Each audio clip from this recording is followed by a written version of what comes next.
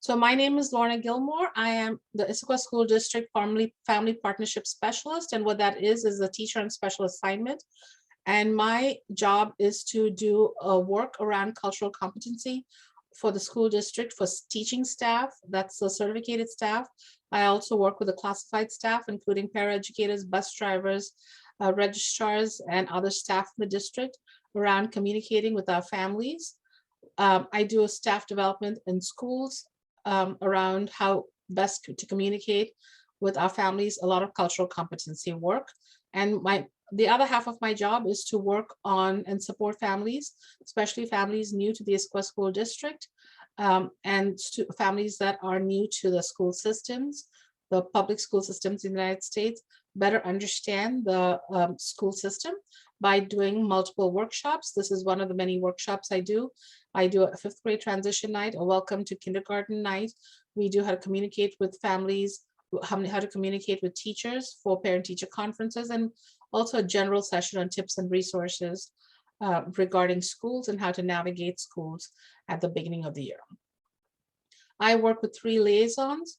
The 3 liaisons that I support are Ina Gangurdi, Wenli Mittal, and Liliana Medina. And Ina is doing the Korean session, Wenli is doing the Mandarin session, and Liliana is doing the Spanish session. They work at each one of the high schools and also at the middle school. So one of the things I'm going to continue repeating throughout the program is if you have specific questions about your needs or you want to better understand and have a sit-down conversation with a staff member, another resource besides the school counselor is the family partnership liaison. So we will share the information so you can contact them and have a conversation to answer your questions. So this is our page, our web page for my department. And here are the events page, but you can go to the family liaison slide and all of the information and the schools that they support are listed on here. With us today, we also have Susie Yamane, who is our Equity Administration Assistant. Susie, do you want to unmute yourself or and introduce yourself? Hi, Susie Yamane, work for the Equity Department and support Elena Sivadosan, who's the Executive Director of Equity, and Lorna Gilmore, as well as the other specialists in our department. So this is the Issaquah School District web page or the web page that I use for our events and to provide information to our families. And this page or what it looks like right now will be changing starting next week. Melanie, would you like to introduce yourself? Sure. Hi, my name is Melanie Bonanno. I work at the district office. I'm the Assistant Director of Student Interventions. So I support counseling district-wide. And I know you have amazing school counselors at the middle school and high school counselors who are looking forward to supporting you next year as your students move into high school. Nice to be with you tonight. We have a question at this time. Vered, do you have a question that I can answer at this time?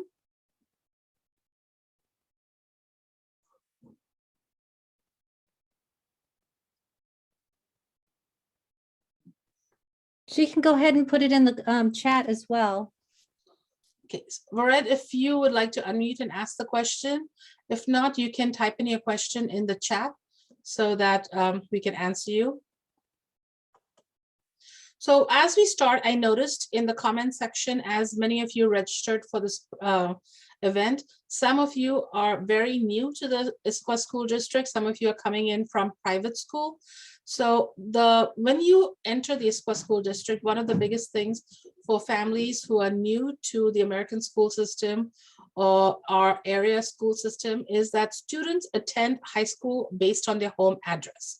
So when you attend the school, based on your home address, you're going to enroll in the school, and then based on your address, you will be told if you will be attending Skyline, Liberty, or Issaquah High School. Now, we also have a 4th school, Gibson Neck, which is a choice school, and we will talk more about Gibson Neck at towards the end of the program. That has its own slide. So you will be given the school name. So it's not a, you don't get to choose, families don't get to choose which one of the 3 high schools in the Issaquah School District you can attend. Also, if you move between now and maybe 9th or 10th grade, whenever you move, your child also has to move to attend the new school that they're attending, within the boundaries that they live in. So that's one of the big things, because a lot of times parents move maybe at the end of the year or between 9th and 10th grade, and they don't realize that because they moved, they now have to move schools. So you will have to move, and you have to follow the school and go attend, your child has to attend the school within the attendance boundary that you and your family live at. And if you're not sure, you can go to the Issaquah School District attendance map site, and it shows you the boundary areas for each of the schools where you live. And the other thing to note is that the one school that is that's dividing a little bit more, and this is new because we have a new middle school this year, Cougar Mountain Middle School. The students there, the students that are from Newcastle will attend Liberty High School, and the students from Cougar Mountain Elementary School will be attending Issaquah High School. So just to note that, because that's one of the middle schools that is a bit divided for next year. If you're still unsure, call the high school registrar. If you're not sure based on the attendance map around where you live, one of the high schools near where you live, and they can let you know if you live within their boundary area. Some of the common high school terms before we begin. So in 9th grade, you will very often hear the term freshman. So 9th graders are called freshmen, 10th graders are called sophomores, 11th graders are called juniors, and 12th graders are called seniors. And these are terms very common. So you're going to see an invitation from some of the schools over the summer for freshman orientation night, or freshman welcome night, or freshman whatever. So anytime you see anything for freshmen, note that that's probably referring to your child, because your child will be a 9th grader next year. Another common term that you hear very often for families unfamiliar with the US school systems is GPA, and GPA stands for grade point average. There's no it's a cumulative numerical score of letter grades. So for each of the letter grades that you will see on a Skyward Family Access for your child, there is a equivalent grade point numerical number, and those numbers are then tabulated to find out and averaged out to get your grade point average. So grade point average becomes very important as you're applying for colleges, because sometimes that grade point average does matter a lot, the cumulative and the final one in the senior year for the colleges that you're going to get accepted or applying to. Now, the other thing to note is that the percentage, you should look at your child's, or your child should be looking at the teacher's syllabus for the percentage and what equivalent letter grade that percentage is, because each teacher will set the numerical value for the letter grade, and then the letter grade will then translate to the grade point table. We will show you a picture of this a little bit more, because this becomes very important when you look at your child's transcript. So main differences between secondary schools in the United States and in other countries. So in the United States, parents and students are the managers of their education. And honestly, it's really the student who is the primary driver and manager of their education. Also, all high schools in the Issaquah School District is accessible to students. It is free, and an education is provided to all students with some age restrictions. High school is really available to all students between the ages of 8 and 18. Students are independent. They are responsible for their choices and decisions made towards their high school and beyond pathway. One of the big differences is that students are going to start choosing starting in March, the classes that they will be taking in 9th grade. So in March, when it's time for students to register for their courses, to make their course selection for next year, it is the students who will make these choices in student access. It is not something, a piece of paper or anything that the parent fills out and submits. The students will be completing this on their student access site. So they will log in themselves and do this. And the school, of course, will guide them and give them directions on how to do it. And if you need help or if they need help, they're welcome to ask the liaison or counselor, someone can help them. But it's again showing and the way that the students are going to now start choosing and making these decisions on their own. Teachers do not choose the class that the child will be taking. So this is not something the teacher will say, oh, you're a really good student, because of that, you're going to be placed in this advanced class. No, this is self-selection. So starting in March, your child is going to say, I really want to take an advanced class. I think I can do it. I'm going to take it. Or the child might say, no, you know what? I want to have a balanced life. I don't want to take too many advanced classes or AP classes or anything. I want to make sure that I have enough time to play football or be in band or try out for some play. And because of that, I want to take good rigorous classes, which all of our classes are, so that I have enough time and I'm not stressing myself too much with homework, and I have time for these extracurricular items. So again, this is not something that the school will make the choice for the student. The student makes the choice. The student is the one who's going to advocate for their own academic welfare based on their needs, their interest, and what they know to be their ability. Of course, the teachers can guide them. So we always encourage students to talk to their teachers and get some guidelines. In the past, we've also suggested to parents and students to look at their test scores, to look at their SBA scores, to look at some of this other data of what they know to help them figure out if that class is best for them, because the student is going to have to make that decision. The Issaquah School District focuses on college preparedness. However, there are many opportunities and pathways for trade schools, technical colleges, and other opportunities after high school. We also really focus on well-rounded students that are academically, giving them a rigorous academic experience, and also helping provide students with opportunities to try out many other classes, electives, be part of many clubs and sports. The main difference between middle school and high school is in high school, there is a semester system. So this week, for example, you might be hearing that the high schoolers are taking their finals. So the final exams are usually a huge part of their grade, their final grade, and the semester will end this week sometime. A new semester starts next week. And based on all the grades this semester, they will get a letter grade, of course, as you see in middle schools, in Family Access Skyward. And then that letter grade will start appearing now on their transcript, because all of the high school grades are always going towards their transcript. Finals are given at the end of each semester. As I said, all students have the right to attend public schools from 9th grade all the way till 12th grade. Students self-select courses throughout high school.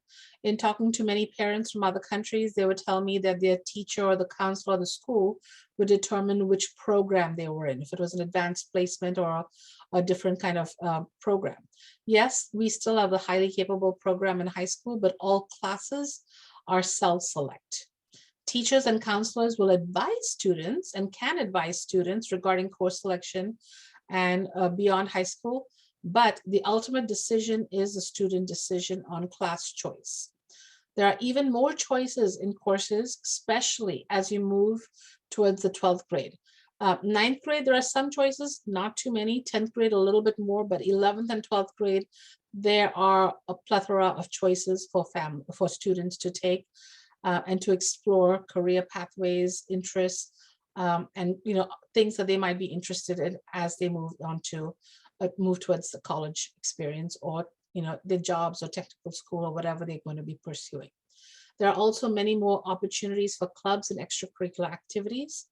And the school and college and career center, they're very important resources. They become very important resources for students at the high school.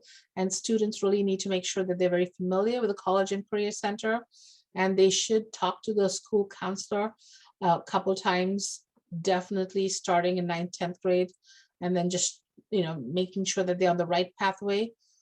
And this is the academic part of the counseling. Melanie will talk about all the options with school counselors and how they can be utilized in the high school. Grading and transcript. Every grade earned in a class from 9th to 12th grade is on the transcript. So a transcript is like a report card for all grades in high school. All classes and grades from each of the classes they've taken are listed there. And the final grade, test grade, determines the student's grade or ranking. While final grades determine the student's ranking in many countries, in the United States, it's the cumulative grade based on multiple factors, including tests, assignments, projects, and usually the final. And so each teacher is going to be slightly different. And so you need to look at, the student should be looking at the teacher's syllabus to see how much the final test grade will be worth. If there's a big project, maybe that's part of their big grade, and how that teacher's class and assignment and the final grade will work. In the Issaquah School District, we really don't have ranking like the first, second, third, fourth. So there's no ranking, but students will have a grade point average. Passing all classes is crucial for graduation requirements. And we'll talk more about how many classes or how many credits is what it's called students need to be able to graduate and to be eligible to graduate. So here is a copy of a Washington High School, a Washington State transcript. So each high school transcript looks very similar. The Washington State kind of has an outline of what all the transcripts look like, and all the high schools transcripts look very similar. So that grade point table I talked about earlier is listed over here. So it is consistent throughout all high schools in Washington State. There are some course designations over here. It also includes the previous schools the child has attended for credit from 9th through 12th grade. So over here, you will notice that it includes a middle school. And that's because this student for this transcript took 2 classes, biology and geometry, for high school credit. And because they took those classes for high school credit, those classes are now showing up on their transcript because they were using those classes to get high school credit. And then in 9th grade, as a student was taking all their classes, you can see the score, the letter grade that the student received, and it talks about how many credits they earned. And there's also a lot of course designation information on the side. So the colleges, because the transcript is something that most colleges are going to ask a formal transcript as a child is accepted in the college, and then you'll get more direction on how to send transcripts from the school to the college your junior, senior year as your child starts applying in your senior year for colleges. But when the colleges get this information, there's a lot of information on there to help colleges understand if this class was a running start class, if it was a CTE credit class. And the districts work with the state, so there is alignment in what the course is and the type of class it is and so forth. Melanie, do you want to add anything about transcripts at this point? I am so sorry, Lorna. I have been furiously typing in the chat. Nothing comes immediately to mind on transcripts, but I think we have a couple more transcript images to come. Yes. So I will pay close attention. No worries, no worries. Thank you so much for answering all the questions in chat. And so Happy to. here you can see more details. So these classes are from the middle school. There was a middle school biology class that the student took to get credit, high school credit. And they also had a geometry online class that they took for high school credit. And then in their 9th grade year, they took Spanish, Algebra 2, choir, chemistry, and civics, which is a social studies class, and honors literature, which is an English class. Then you can see all the different H for the honors. And so the college can see the course information, so more details about the course. If your child is taking a Running Start class, please note that it is also listed there. If your child took online classes, it's also listed on their transcript. So the transcript is very much, it's full of a lot of information. And to earn credits over here, your child needs to be getting a grade A, B, C, or a D. There's no credit earned for the letter F grade, which is failing, which is anything less than 60% usually. Then again, you have to check in with the child's teacher and make sure it is in alignment with the teacher's syllabus. Also to note, on a transcript, there's no information regarding discipline, regarding attendance, if your child is in the special education program. Okay, so none of this information, it's not on the transcript. So so there's no information like that on the transcript. It is literally regarding courses that the child has taken. And so parents don't have any influence on what is on a transcript. The state has decided all of this. And most colleges, if not all, will require an official transcript sent directly to them from the high school. And so there you'll learn later on how to request this transcript.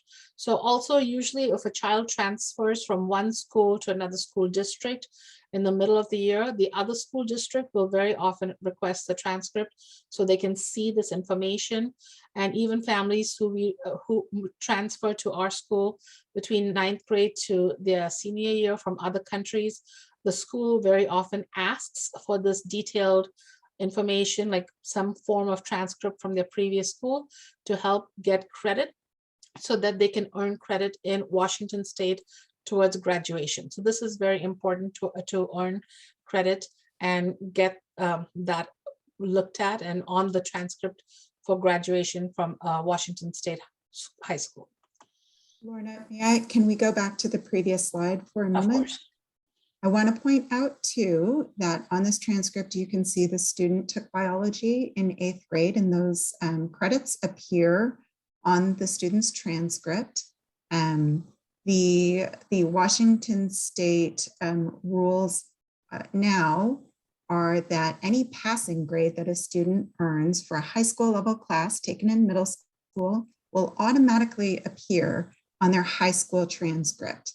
Now, that being said, if at some point in time your student decides that they would prefer not to have this 8th grade credit and the grades related to it appear on the transcript, they could request to have that credit and those grades removed.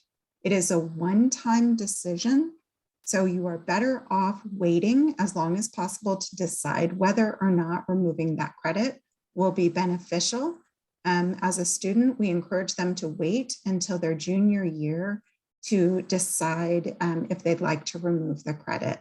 There is a form that a student would fill out to request the removal of the credit. And again, it's a one-time choice. That form is in our district regulation guide, and they could also pick it up in any counseling office. I'm going to answer just a couple more questions. There's a question about what is AP and what is IB.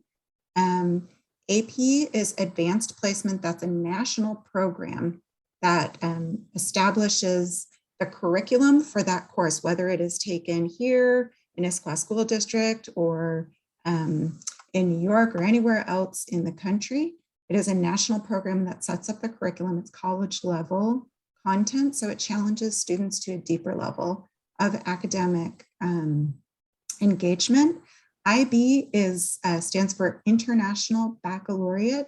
That is an international program, similarly, but it's international. So they establish the curriculum for those courses. Again, they are college level courses. They challenge students to a deeper academic process. There is not one that is harder than the other. They are different from each other.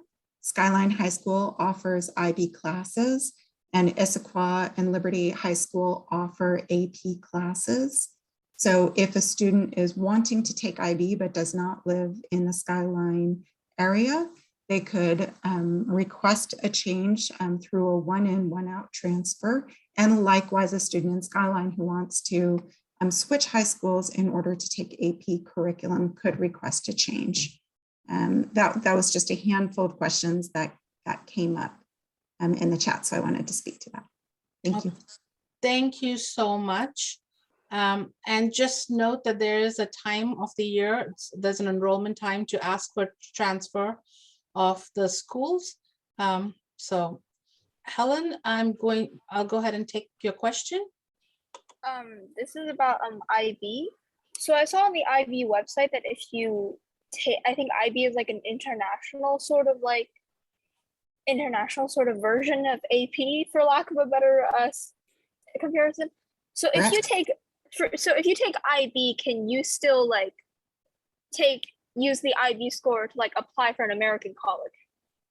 Absolutely. American colleges understand and appreciate the academic rigor of both the AP program and the IB program. So when they see those courses on your transcript, they know that you challenged yourself to a higher demand in your curriculum. And then both of those programs, AP and IB, culminate in the opportunity to take an exam on that content at the end of the year. That's separate from your class, but you would receive a score in an AP test or an IB test that you could submit to a college. And colleges have their own policy on how they might convert an AP exam score or an IB exam score to potentially waive a college requirement or earn college credit. So that is true of both programs for all American colleges. Thank you, Melanie. Thank you. I want to make sure that we get through our presentation because I know we have a slide on AP and IB. So I think some of the questions families might be asking might be answered through the course natural progression of this presentation. So if you have a question, please type it into chat, and Melanie is answering those questions as we're going along. If your question is not answered via chat, you can ask it again at the end of the presentation, and Melanie will also interrupt if we're getting certain questions or refer to them. So we are making sure that it's being recorded orally for those who might have a chance to listen to this program in case we do end up sharing this. So the next one, the role of the counselors. So Melanie. So in all of our high schools, we have school counselors. These counselors are there to provide a variety of support to students. So we are often a first point of contact to help answer many questions and help you pursuing your high school career, understanding where you'd like to be after high school, and addressing obstacles that might stand in your way of addressing your goals. So school counselors can support students academically, socially, emotionally, and also in their career exploration, preparing for life after high school. In high school, the counselors are also responsible for monitoring students' progress towards graduation. So if a student unfortunately fails a class or is unable to earn credit, the counselor would be a good source of information about how to get back on track. They do provide information to their whole school community about course request opportunities. Although, like Lorna said, we do not make the course selection choice for students. We only advise, and then you make an informed self-selection as students about what would be the best fit for you. Some of our courses, there's many interesting opportunities at the high school level, like questions you've had about AP, IB, Running Start, college level courses. So counselors are a good source of information about all of those educational opportunities. And as you get into high school, connecting with them and learning more is great. We also know that there is a lot that our students are trying to accomplish and navigate, especially right now through a really interesting academic experience through COVID. So should you be feeling social emotional feelings that are presenting an obstacle for you in accessing your education, we are also there to provide support for students to help them just get into a healthy place and stay connected with the school with resources and potentially to identify resources outside of the campus as well. We have seen in the United States a rise of anxiety and depression that can present an obstacle for students in accessing their education. And we take that very seriously, and we want to support our students so they are able to access their education, be happy and healthy. Next slide, Lorna. Oh, okay. In this PowerPoint, we have a link to each school's website. So there's some things that are common across schools and some things that are unique to each building. The links to each building are included here. High school counselors have a caseload of students based on student last name.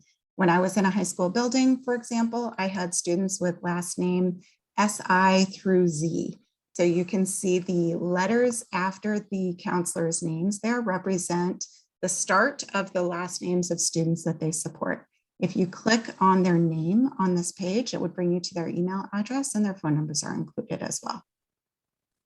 Same thing for middle school counselors. You can see current counselors who are the best source of information because they know about your student and how they're doing in school right now. They are the best source of information to answer questions about choosing courses for next year as you move into course request season. Once you are in high school, good thing to know is each school has a little bit of a different process for the best way for you to connect with your high school counselor. Because we support really a very large number of students, up to 400 students per high school counselor, reaching out via email allows us to connect with a lot of people as quickly as possible. So email is always a great opportunity. When students are on campus, we really hope that they will be able to access as much of their course time as possible.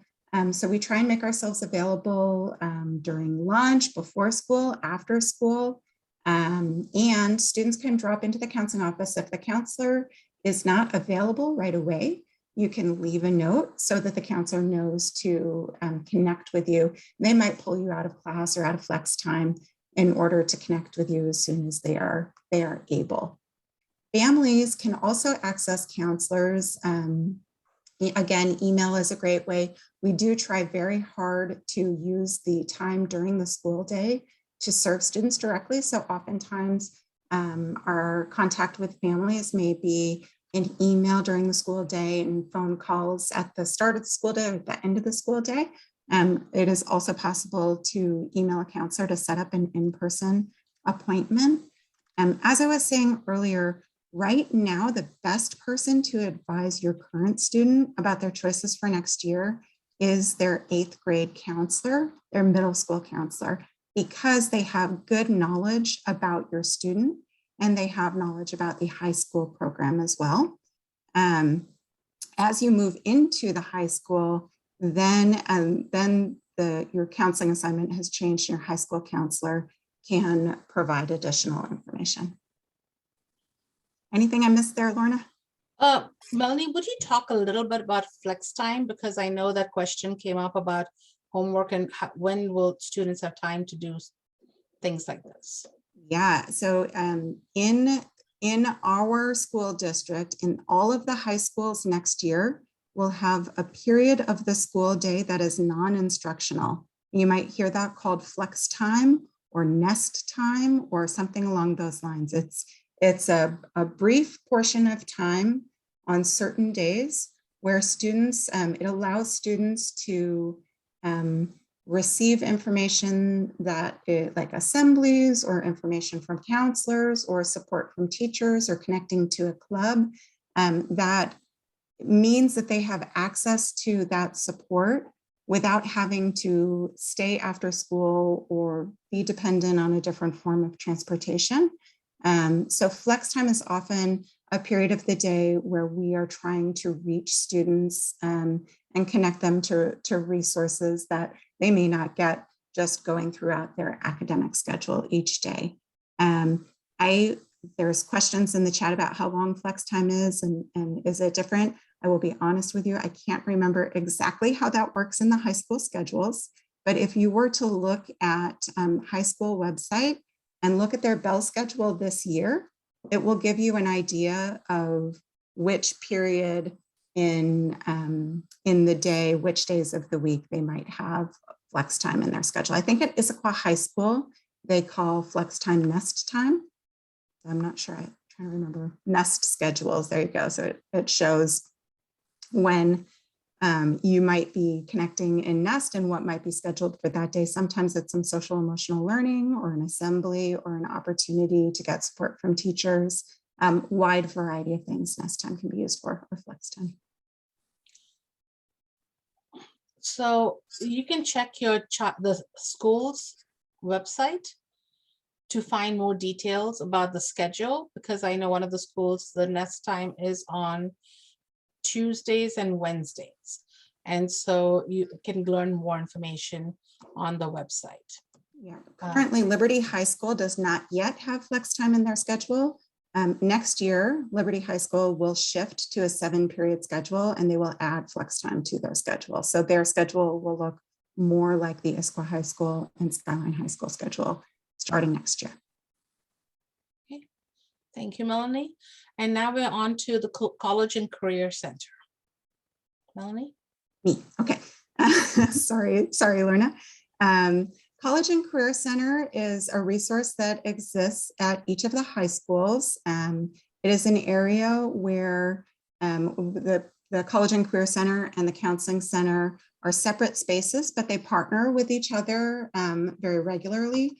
The College and Career Specialist works hard to bring college reps, college representatives, military representatives into the school. So students who would like to meet those reps have the opportunity to do so and learn more about their programs.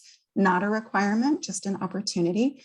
They also will collect and post information about volunteer opportunities, internships, part-time jobs. They have information about colleges.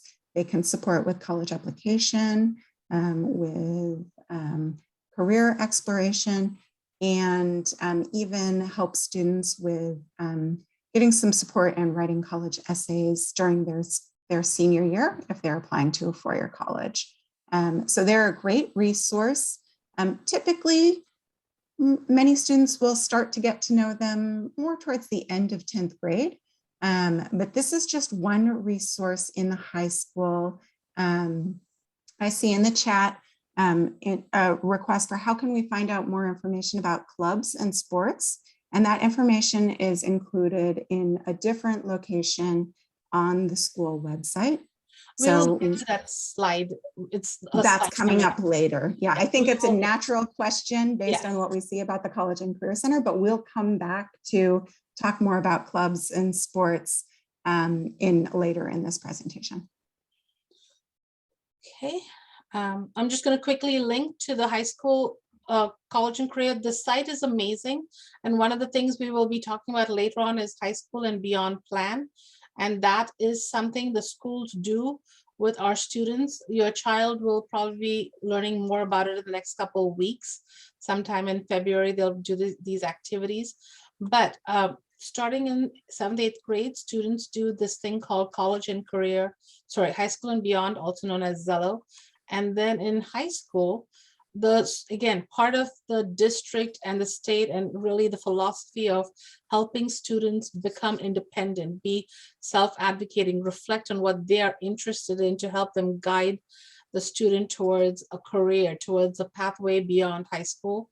The school really works towards preparing students for that by having a program, which is high school and beyond plan, the beyond plan, and also the high school plan to help guide students by having students complete different exploration activities, do different tasks, assignments in each grade level. They do an assignment in 9th grade, was freshman, sophomore, junior, and senior. It's required to graduate from a Washington State school, but through this process, it helps the students reflect. It does survey some different activities that they very often will do during nest time. There are due dates as to when these assignments need to be completed so that the students can have it. So it says your flex time. The College and Career Center is now available during flex time. And so it talks about how students are going to be doing and working on these activities. So here's the high school and beyond one for Skyline, telling you what the assignment is. So each, What? Phantom thread? No. okay, so each school will be doing have this information on their website. So this is part of the way, and this is part of the school system philosophy on how to guide students towards independence, to help students figure out what they're interested in, what classes they might want to take, what electives they might want to take, what career and what pathway they want to see themselves or start getting into after high school. So this is a very important part of going to high school, and even starting in 8th grade, to have the students start working on this and talking to you as parents to help guide and mentor them through this process. So note that this is definitely something, it might seem scary that children are making these decisions, but at the same time, we are preparing the students to make these choices by helping them and giving them a scaffold on how to make these choices based on what their interests are, what they're capable of doing. What happens if your career doesn't have a high school course related to it? We have many options called CTE. And so it's a career and technical courses group of electives. It's also posted over your CTE somewhere, but there are many options, a lot more than were available, especially when we were growing up. And I'm going to show you the course selection catalog to kind of just give you some idea on what some of the classes students can take starting their junior and senior year. So how to graduate from high school. So students need to earn 24 credits to graduate from Washington State. So Washington State requires that. However, we're going to show you a different slide that each district can set, or school can set, the number of credits students need to have to graduate from that school. So students need to earn a minimum number of high school credits to graduate. Credits show that the students have met the academic requirements by passing the course. Credit requirements for high school graduation is based on the individual high school. Okay, and right now, next year for the freshmen next year, it's now going to be the same number of credits that students at Liberty, Skyline, and Issaquah High will be required for graduation.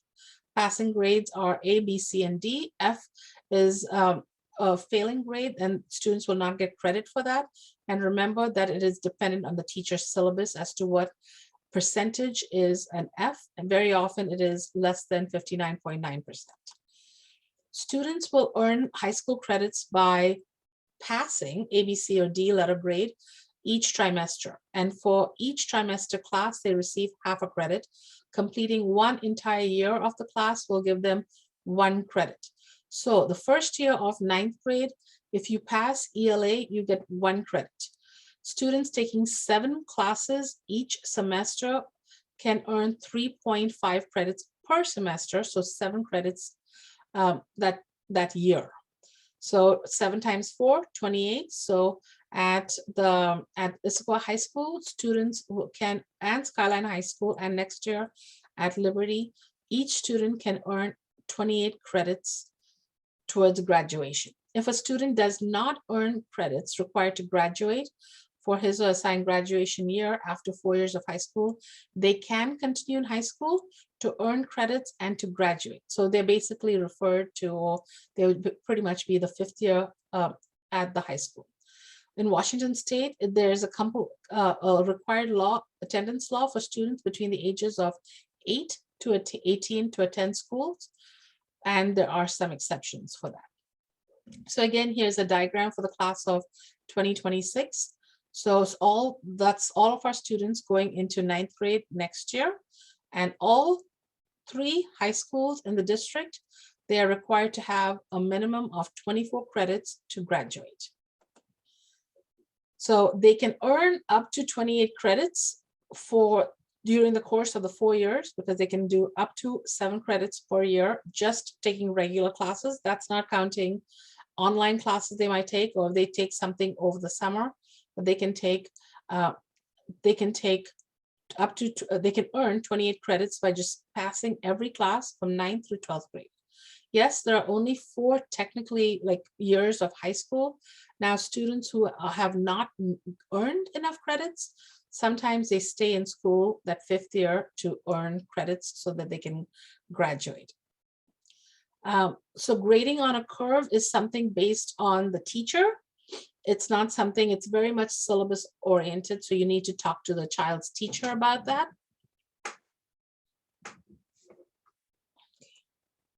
So over here, it's required credits to enter a 4-year college or university. So over here, you see that most 4-year colleges or universities require 4 credits of English language arts. So every year, if your child is in 9th, 10th, 11th, and 12th grade, if they take English language arts each year, or a class that earns them an English language arts credit, they will meet the 4 years to graduate, and also for universities.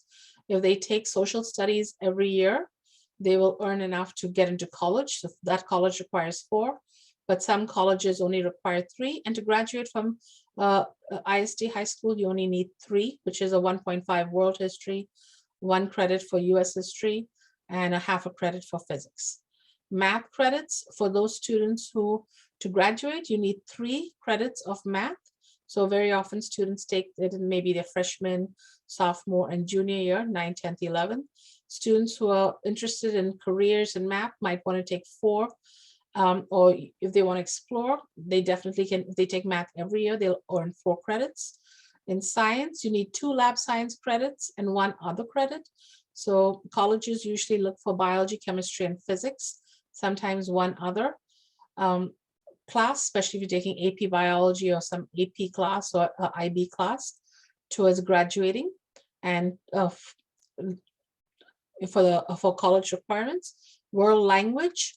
So there are multiple languages offered at the schools, definitely French and Spanish, and some schools, Melanie, I think some schools still offer Japanese. Do we still have a Japanese teacher? Mm-hmm. Okay, wonderful.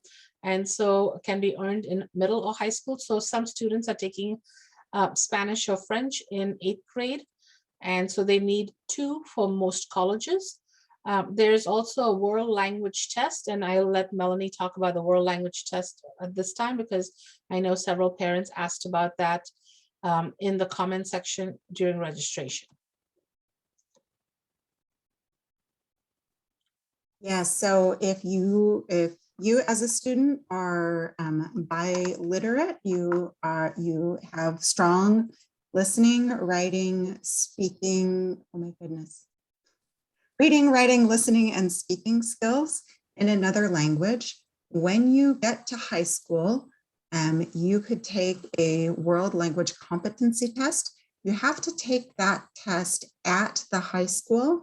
You can't take it outside of the high school. Based on your performance on that test, you could earn up to 4 high school credits in world language based on your proficiency. So that is something to think about. We also have many students who, because of their language skills, they might choose, even if they have not taken an AP class, say you are biliterate in Japanese, you have strong reading, writing, listening, speaking skills. I'm trying to think if there's an AP Japanese test. I'm not sure. I know for sure there is a Spanish test, I'll say that. Reading, writing, listening, speaking. In Spanish, you could sit the AP Spanish test, even if you have never taken the class. And based on your score on that test, you could also potentially earn college credit for your world language skills. Okay, thank you. So a couple questions that we were asked. So if the classes that many kids normally take in 9th grade will be the English language arts, some sort of social studies class, a math class, a science class, and then very often students take a language class, but you need 2 to graduate. So you don't have to take them both your 9th and 10th grade year. It's up to you. But you could take, let's say, Spanish. And then since you have 7 classes that you are taking, you can probably take an elective, a music class, which could be a music class, an art class, your PE health class. So there, if you take the 4 core classes of English language arts, social studies, math, science, and then you take a Spanish, you still have 2 classes that you can take. And that kind of detailed information that you're asking for about, the counselors will be working with you during registration for your individual school in March. So you're going to get a lot more information about course registration and what your schedule is going to look like. And they will give you some scaffolds and guidelines for that. So the question, Melanie, is, so you could enter college without earning high school diploma? So you talk about Bellevue College or Running Start kind of programs. Oh, Melanie, you're muted. So is this question in the chat? Yes. Okay. The question was, so could you enter college without earning a high school diploma, i.e. no PE credit? Many colleges will require that you have earned a high school diploma, even though they are not looking at, say, for example, PE as a college entrance requirement. I suppose there could be some high school or some colleges that may not require the diploma, but that is a risky prospect. So even though on the right, the college is focusing on, we definitely need to see that you've done college prep in these specific areas, they do still typically care about a student also having earned a high school diploma. There are exceptions, but it is something where you're probably safer off planning to earn the high school diploma until you know for sure that a college would be indifferent to whether or not you had the high school diploma in addition to these college entrance requirements. thank you. Okay, so Melanie, would you mind doing this? And then I'll look at each of these course selection catalogs for the schools. Yes. And I apologize to the many questions I have not yet been able to answer in the chat. Thank you for your patience. So to graduate from high school, what are the requirements? There are some specific big bullet points here that you need to do to earn a high school diploma. The first part for Issaquah, Liberty, and Skyline is that you fulfill specific class credit requirements, much like we showed on the previous slide. So to graduate from high school, 4 years of English, say 3 years of science, 2 of which must be lab science, et cetera, et cetera. That column that you see in the middle, typical credits required to graduate, specific subject area credits required to graduate. I leave out Gibson Eck because they are a very unique school. Rather than working on a credit requirement, their students are demonstrating competency. They have a very different approach to education. So they have something similar, but it isn't credit-based. They can speak, they've got some great information sessions going on and could tell you more about their approach to education. I have a slide on that towards the end for how to Great, get great. All students will also need to participate crafting high school and beyond plan. This is something that they contribute to each year starting in 8th grade. So like I said, they will be introduced to the Zello website in the next couple of months. And then they will have access to that website all throughout high school to continue adding information that applies to their high school and beyond plan. In this plan, each year a student is learning more about their own interests, how that might relate to a career after high school, and making a plan towards preparation for that career. And your school will guide you with information about how to complete this plan year by year. So in addition to specific subject area requirements and total credits to graduate and crafting a high school and beyond plan, students will need to earn a graduation pathway. There are many different types of graduation pathways. It is a way in which you are showing mastery of post-secondary subjects of language arts and math, or showing that you have preparedness in a CTE pathway sequence, or that you've prepared for a military career by taking the military entrance exam and meeting a certain score. Most of our students will meet their graduation pathway by performing at a college-ready level on the state assessment. So while the Smarter Balance Assessment, the SBA, is no longer strictly a requirement to graduate from high school, all students should take the SBA as it provides them support in understanding their college readiness, especially in the area of language arts and math. And it is a very common way that our students meet their graduation pathway. Lastly, while this is not a credit requirement, students must earn, they must complete Washington State history at some point in time. Most of our students have received this curriculum as a part of their 7th grade social studies class. But if your student is joining our school district after 7th grade social studies, you can see this line on additional state requirements of Washington State history. So that just shows as met. It doesn't specifically show as a credit. That being said, if your student has joined us after 7th grade and still needs to earn that in high school, there is a high school class that would both earn them credit in the area of social studies and would meet that requirement. So those are the 4 things that are needed to earn a Washington State diploma. And then specifically in our school district, the credits needed, the total credits needed will be shown on, I think, the next slide. I could be wrong. It was the previous one over here. Oh, yeah. Okay. So 28 credits you have access to in your schedule. You must earn 24 minimum to graduate. So there is some margin of error along the way. And as I mentioned earlier in the chat, we also have credit retrieval opportunities if student is struggling and needs additional support. Also, just a note that for the class of 2026, they are going to need 24 credits at all schools. In previous years, there was a difference at Liberty High School for graduation. Right, Melanie?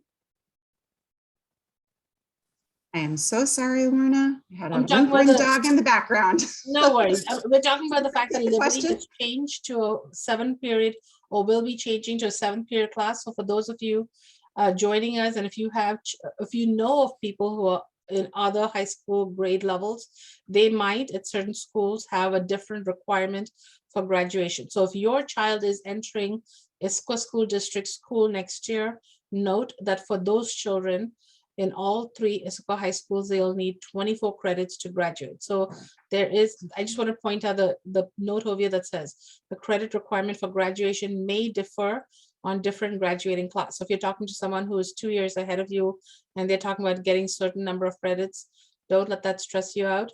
Your child only needs 24.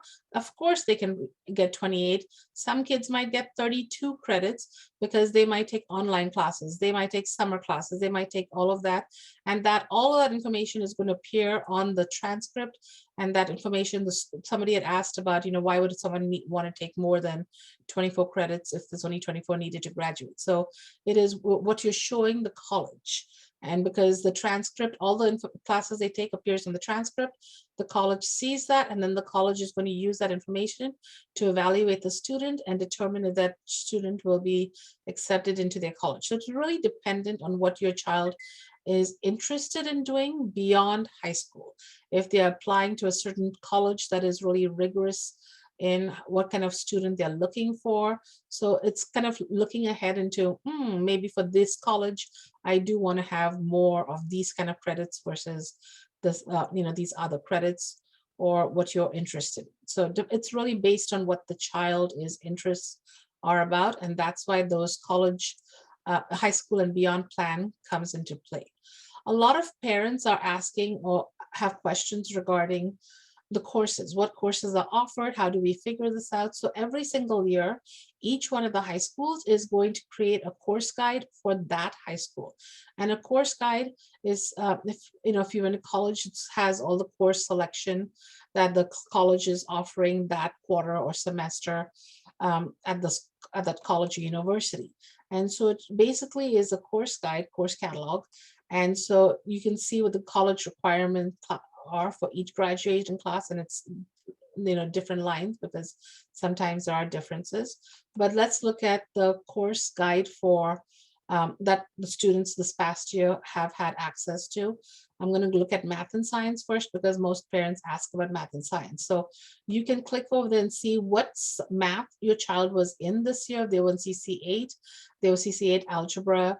If they're in geometry or they're in algebra 2, and then based on that, it kind of gives you a basic flow chart as to what they could be taking next year, 9th grade, and then what their future plans may look like. So note that this is a suggestion and this is common pathways. And usually in math, we do expect that a child will take algebra 1 before they take geometry, and then geometry before they take algebra 2 and so forth. But especially you will notice that with their senior year, there are many options. And also you've got to match it with what they're interested in doing and what kind of focus they want to go into beyond high school for college. If they're looking at technical college or math or science, a bachelor's in math or bachelor's of science or some kind of engineering focus, whatnot. So that's that one. And then you're also going to look, wrong button.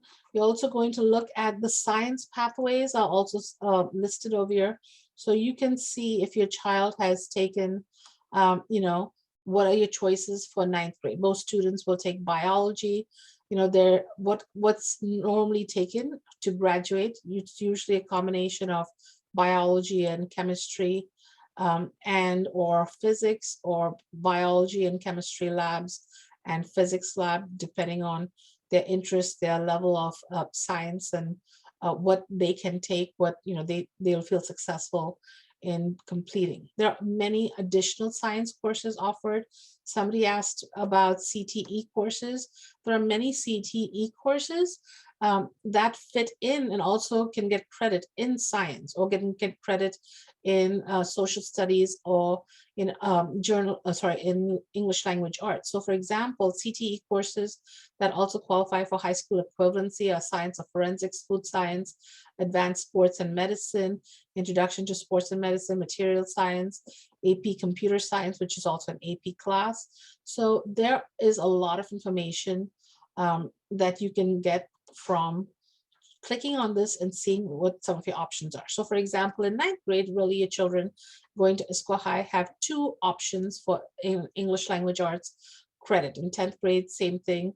And then you can see that there are more options for CTE dual credit course classes that they can get in English. So this page for each of the schools to me is really helpful. So if you know what school your child will be attending, you can kind of look at the website and see what are the different offerings at that school. So the diagrams are very similar, you can see, because all of the school science teachers, math teachers, we have TOSAs or teachers on special assignment that help coordinate all 3 of the high schools. Languages, we talked about what languages opportunities are there: Spanish, French, Japanese at Liberty. So you can see what the different opportunities your child can take. CTE classes over here. Somebody asked me what are some of the CTE classes offered. You can go to this site and you can start looking at it.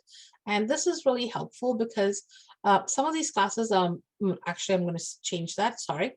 All of these classes are amazing. The CTE department really works on preparing students and helping explore these different careers and technical opportunities, skills that very often many of these classes count towards graduation, qualify for dual credit, and also some of them are AP classes. So these are rigorous classes students are taking towards graduation.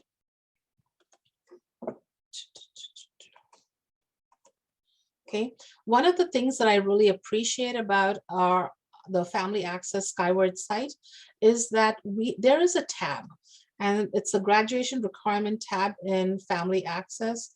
So if you're looking at Family Access, you will see next year you're going to have a new button, and it's called Graduation Requirements, and it's going to have a box that looks similar to this. And the reason I love it is because it shows you for each year, when they're ninth graders, their freshman year, their sophomore, what they're required. So it kind of helps you, instead of you at home worrying about it and creating a spreadsheet. I probably would be one of those people who do that to make sure my child is on track and getting all the credits that they need. The district has it done for you.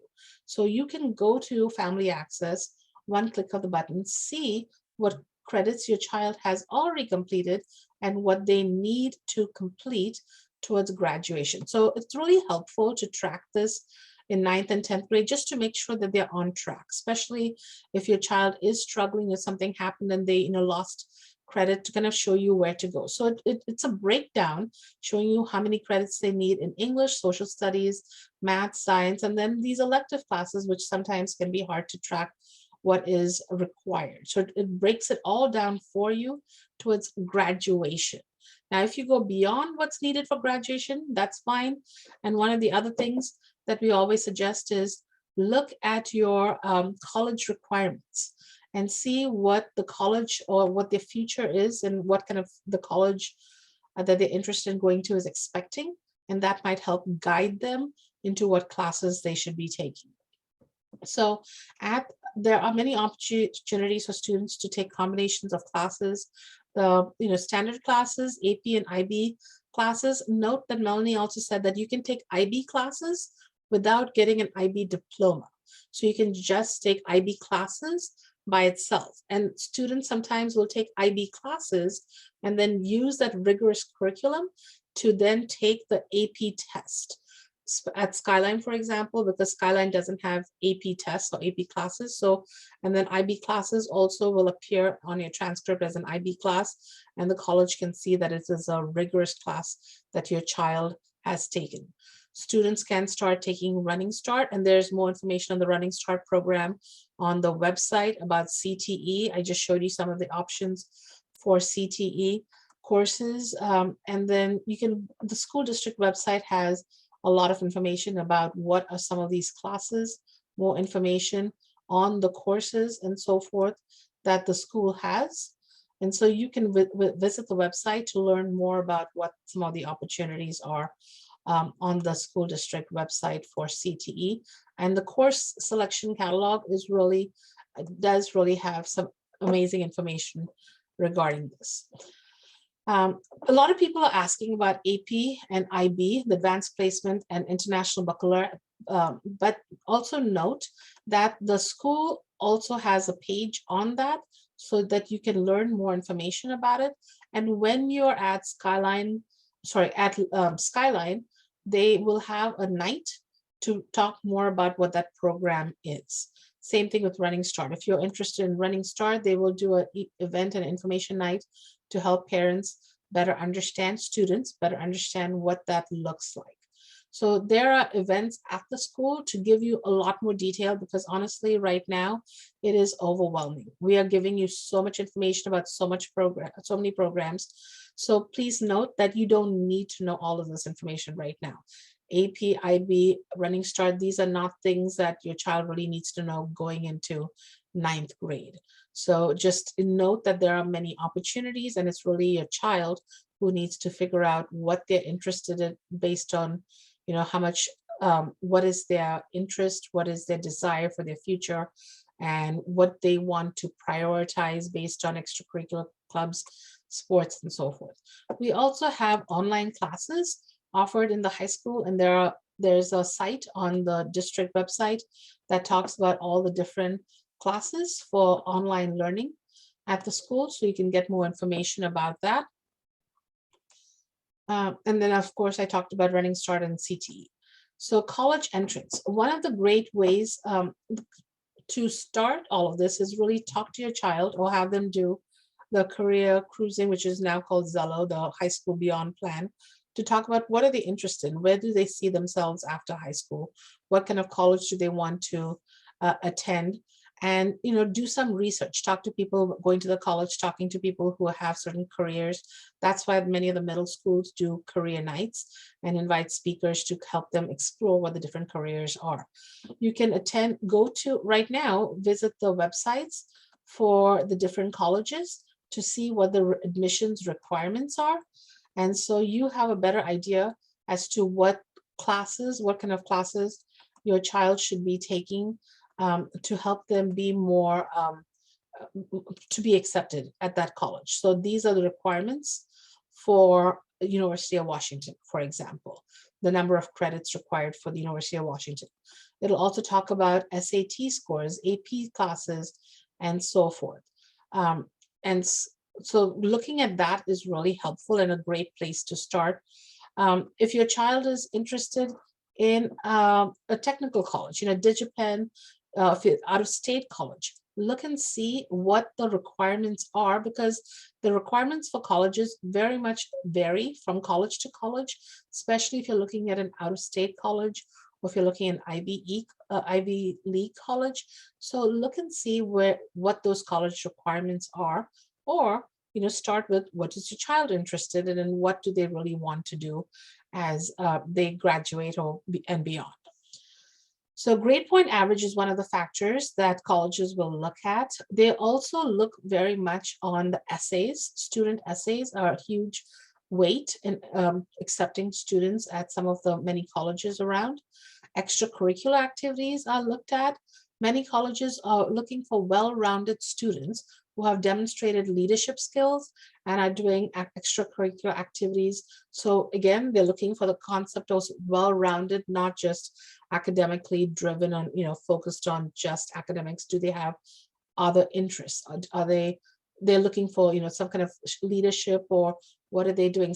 Even if they're not in clubs, sometimes colleges also look at work experience and what kind of work they're doing or volunteer activities they're doing. So all of these things go towards the process of getting accepted into a college. More common now, many colleges are not requiring SAT and ACT tests. And so, for example, Washington State schools do not require SAT or ACT scores. It is totally optional with no weight on the score. So I would, if you're looking at a certain school, maybe next year or their sophomore year, look at the school and see what the school is leaning towards. Because some schools have now totally gone away from it, and some schools are leaning towards going away from using SAT scores for college acceptance. So it is very much dependent on your child. So one of the things to note, and I hope you get out of this, is it really varies a lot. So when your child gets into high school, the doors open a lot and many choices. And what choice and what door your child will go through is honestly dependent on their interest. I know from experience in growing up in another country that very much the doors were very limited. You had to go down a certain pathway, and you were guided by your final scores, your test scores, and your ranking in schools or something. And that is definitely not the case here for what classes you can take and where, what are your different options. So there are just a lot of options available. So it's, exploring those options is the key. So in high school, many times parents ask, what are some of the tests and assessment requirements? So right now, even the SBA Smarter Balanced Assessment is usually one of the test assessments used towards getting, completing your graduation requirements. It is not the only one, but it is one often used because it provides a lot of information regarding college preparedness, especially in ELA and in math. And students would take that in 10th grade.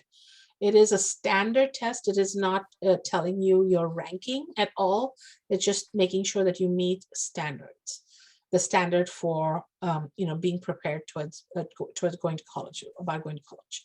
The ACT and SAT, it's a possible college requirement for admission. advanced placement classes and IB exams, students can take those classes. And then once they take the classes, they then have to take the test. And based on the score on the test, they can then earn college credit. So note that it is a three-parter. You take the class, and towards the end of the class, you have to take the test. And when you take the test, depending on the score of the test, then you earn credits that you can then use towards college and the field, the college credit requirements to graduate from college. So that's the pathway. And if you are in an AP class, you're most likely going to take the AP exams. But if you are at Skyline, you can, and even if you're not taking an AP class, you can still take the AP exam. It's just that the AP class prepares you for the AP exam. And usually the IB classes are very rigorous, and they could potentially, I don't know if it's fully lined because the AP teachers take classes and take special, training for the AP classes they teach. And the IB teachers are trained more for the IB program and the IB diploma and that, but it is a rigorous class, so it prepares students for this rigorous exam. So the PSAT is something you might hear. It is not required for graduation, but very often 10th and 11th grade students take it in the fall during the school day. It is a possible SAT score predictor, but now that SAT score, SATs are not really required. The importance of that is, I'm not quite sure where that is, given the uncertainty about using SAT for college placements for some colleges. I can speak However, to that, Lorna. yes. I think the PSAT is a wonderful opportunity for students to just have the experience of sitting a standardized test. And it's very affordable. It's given during the school day, and they get great feedback on how they performed in different content areas, along with free access to study devices to improve their strength in that area. So while it is not required, it is a really great opportunity just for self-exploration and learning more about your skill set without it being a high stakes test. It gives a lot of feedback when you get your the results from it, that students really enjoy reading to find out more about what the test there's like a survey type section about them. So students that I've spoken to at the high school level really spend some time looking at that and reading that feedback. So we do have a multilingual learner program, which is formerly called ELL. And the WIDA is a test given in February and March to check students' level of English language proficiency. And it's only given to students who qualify for the MLL, formerly known as ELL program. And so students would have taken the screener back in September to qualify into the program. So all students who are in the 5th grade MLL and not proficient, they will continue in the MLL program, English Language Learner Program in 6th grade. And same thing, if they were in 8th grade in an ELL program, they would continue in the program and get that extra support from an MLL or ELL teacher class in the program in the high school. And in middle school and high school, the students take one English language development class from a certificated teacher, and the class focuses on academic language needed for content areas so students can succeed in math, language arts, social studies, and science. So this is a big one that many parents were interested in, the clubs, extracurricular opportunities, part-time job, volunteer opportunities. So there are many, many clubs at the schools. Oops, that one didn't work. So let's try this one. There we go. So at Skyline High School, for example, you can see the number of clubs offered. So they have tons and tons of clubs available at Skyline High School. Same thing, I'm sorry, the link didn't work at Issaquah High. I'll try it again. But they have many clubs offered at Skyline High School. Same thing at Liberty High School. They have many opportunities and many clubs offered. The website lists the times and the place and usually the advisor name DECA, ASP, band, badminton, baking club, drill team, green team, equity team, honor society, Cte club, math club. There's robotics, NGRTC, ping pong, yearbook, science Olympiad. So each one of the 3 schools will have a different set of clubs. But note, if your child is interested in something and there is no club, there are also opportunities for the child to create a club on their own and find a club for them to join. And so they need to find a group of students who are interested and they apply to have a club, find an advisor. So clubs there are so many clubs available at the schools. It's a great way, the best way for students to feel connected to the school and to make new friends, because getting into high school, these high schools are so large. A couple of them are over 2,000 students. And so it's a really good way to connect with people like them, part of their tribe, to find a new group for them. It is important for the social well-being of students, meeting friends. And there are so many different types of clubs. One of the great things about clubs is it also allows students to explore their leadership opportunities. So being in a club, but also they can be a leader, person who's planning, who's helping run the program, the club, is also really a great thing that colleges like to see, the leadership quality that students have. Some clubs do do a lot of competitions, like the robotics and the math and science Olympiads, the DECA groups. So those are great clubs also that that might help students, help colleges see leadership skills. But all the other clubs, based on what you're doing, showing your leadership, your advocacy, your showing the college, showing how you support and run the club can be used towards when you apply for college, what your leadership skills are. So it could be a factor that you could use towards applying for colleges. In addition, there are other outside school activities. The Cultural Bridges magazine provides some lists of outside leadership opportunities for students. We also have volunteer service activities that colleges, that the schools provide on their website,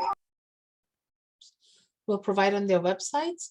And so you can see right here, this is from Issaquah High School. It has listed some of the organizations and how students can participate in volunteer activities. Service is an important part for all humans, honestly. And colleges are definitely looking at the well-roundedness of students and how much they are, what their interest is in service towards our communities. So that's another factor to look for. So having students really consider doing some service towards our community is helpful. Starting in high school, middle school, even, it encourages that. But opportunities and how to get into volunteer programs or get some volunteer experience, you can find them through the College and Career Center. So the College and Career Center lists some of this information. Sometimes it also lists some jobs availability. And so you can get a lot of this information from the College and Career Center or the school's website. And the great thing about after-school activities at the school is if you go to the school, you can find the after-school activity bus at the school's website. Monday, Tuesday, Wednesday, and Thursday, all 3 of the high schools provide an activity bus. So after the event, around 4 o'clock, there's a bus that will take the students home, the students who normally ride a bus, to a bus stop, not exactly the same one as their regular route. It's an alternative route. And then that schedule is posted on all 3 schools' website, what those school bus stop drop times would be. So the fact that it is a great opportunity for students to participate, and as a parent, you don't have to drive your child back and forth, is amazing. And so someone also asked about sports. So let's go to the website. So sports are offered at all of the schools. So at different times of the year, there are different sports. So for example, in fall, you have certain sports offered at different schools. So most of the schools, you will have similar sports being offered because the schools compete with each other very often. Cross country, football, golf, soccer, swimming and diving, tennis, volleyball. Those are some of the sports offered here. In winter, they have a different set of sports that will be offered. You can see over here, basketball, gymnastics, swimming, wrestling. And spring, they have different sports that are being offered. Now, there are times, the information as to, somebody had asked, when do we register? So the school will have announcements, they will post it. So you also, you and your child should also look for when you should start going to the meetings, or make sure registration is done. And you can start practicing, because very often they'll have tryouts, they'll have different things. So here you can see the dates are posted on the website to find out when the start date is, and information will be provided for you. So students really, it would be really helpful if they would look and see what the sports are available at their school, and also when the start date is, because I know sometimes students can miss this information. Student life, here we go, sports. So for example, here we have the fall sports, a lot of information, because somebody had asked about when they start. Note that you need to have an ASB card often to be in a sport, or always, and you also have to have a physical to be eligible to be in sports. And here's some information about the different sports. Okay, and next, course selection events at high school. Students and parents are encouraged to attend the events at the high schools regarding 9th grade, and the events will be, most of them are right now scheduled to be in March. The middle school will send an e-news to families with more information before the event. So look for that information in your school e-news in February and March. High school counselors will visit the middle schools to present high school course selection information to students. So some of the questions in the comment section was, will someone be available or be able to help my child make the choices or select classes? What the counselors will do, they will do a general conversation with all the students to answer questions. So I'd encourage you to encourage your child to ask questions if they have them, to help guide them through the process. And once the counselors do their presentation, then they'll give the students the information, and the students will then have a deadline on when they should select their courses in student access. So the students submit their course selection in student access. Now, we talked about the fact that Gibson X is a choice school, and you can apply for Gibson Neck, and the applications begin online application opens on February 28th, and they have several parent nights coming up about it. Now, what are some of your next steps? So one of the recommendations I would make is subscribe and read the e-news for the high school that your child will be attending. So if you go to the district website, there is a site that you can sign up for e-news. So over here, e-news, and you can sign up for e-news over here for your child's high school. You can actually sign up for any of the high schools in the district. If you have questions, you should ask your child's middle school counselor. And what I would do is I would wait till February, March for them to actually present some information to you before you start asking, because chances are they will answer a lot of these questions. And so we don't want to flood them with questions right now before they've had the chance to start providing that information to your child. Attend the school's incoming 9th grade course selection in March. So they will do an event for families to help them understand the course selection process for the high school your child will be attending. Be sure, sorry, there's a typo, but be sure your child attends the school's freshman orientation event in August. So again, look for that information over the summer in the e-news. And then, very important, talk to your child about what they're being told in high school to help them prepare for their high school classes for high school and beyond, because the students will be doing activities in the next couple months on Zello, which is part of the high school and beyond program. Okay, so Gibson Neck, you can visit the website, and the Gibson Neck website has a lot of information about incoming and what the school is all about. and their policy and their mission and vision for their school, so you can learn about them.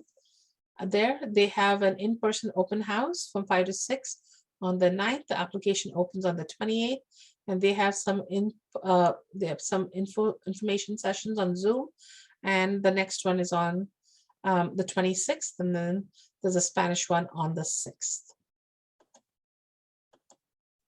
So what can parents do to prepare for their child's transition? Visit and become familiar with the information provided on the high school their child will attend. Talk to your 8th grade child about their interests and plans for high school and beyond. Make a flexible plan if appropriate, but recognize students may not be sure of their future plans or interests, of their careers or interests. Review and discuss the options in the course selection for classes in 9th grade. So look at some of the opportunities your child might have in 9th grade, noting that some of the other classes in general, the course guide doesn't change in high school, but there are some changes that happen in each grade level. The school definitely updates the course guide every single year based on what's going on at the school.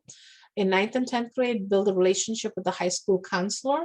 So you can start communicating with the high school counselor after August. I would definitely wait for October, November, December, if possible, just because in August, September, those counselors are very busy with incoming new students and the transition. So if you could give them time, especially if your question is about classes and the pathway and so forth, because they're already in 9th grade. But if you have questions about what class your child should take in 9th grade, once you have had that presentation by the high school with the high school counselors in March, after that event, feel free to contact your child's middle school counselor to help you answer questions regarding high school course selection. And most importantly, talk to other high school parents and students about high school, the courses, the clubs. One of the other options also, of course, is to talk to one of the family partnership liaisons. So the circles back to the beginning of the slide. We have 3 family partnership liaisons. If your child attends Issaquah High School feeder pattern, Issaquah Middle, Pacific Cascade, or they're attending Cougar Ridge, please contact Liliana Medina. If your child is in this Skyline High School feeder pattern, please contact Wendy Mithal, and she supports Skyline, Beaver Lake, and Pine Lake families. And then Ina supports Liberty, Cougar Mountain students, Cougar Mountain middle school students, and Maywood middle school students. So these liaisons are well versed in high schools, work in the Issaquah School District. They have been doing this job for a while and supporting parents, and literally their job is to help support parents, answer questions, and be the go-between to answer those questions. The school counselors are excellent resources too, but if it's something that the liaisons can answer, they will. And if they can't, they will guide you and direct you towards a school counselor. But sometimes some of your questions might be just general questions they can answer for you. So the course selection information will be, again, I said in March, and the school will provide this information. I believe it is all electronically, right, Melanie? All of the information about course requests? What you said? Course selection for next year. I believe it will all be accessible electronically. I am not quite sure how the buildings will present.